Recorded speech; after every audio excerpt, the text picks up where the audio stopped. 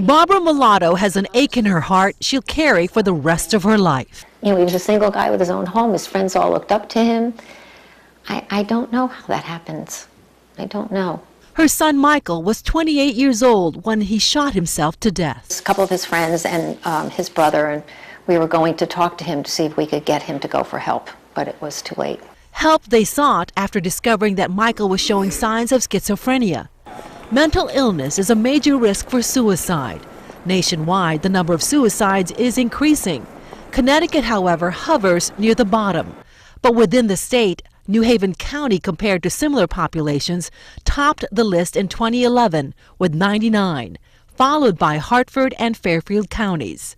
An upward tick, experts say, that began 5 years ago. Well, I think you have to attribute some of it to the economy because some of the key warning signs and risk factors are financial losses, relationship issues. Suicide prevention specialist Mary Drexler with Contact USA, which monitors crisis hotline centers across the country. If something like depression already exists, and then you have other environmental factors that impact you, it's certainly going to increase your risk for suicide. She underscores that the troubling numbers indicate the need for being more direct and more listening. Then you have to say, are you really thinking of killing yourself? People are afraid to ask the question.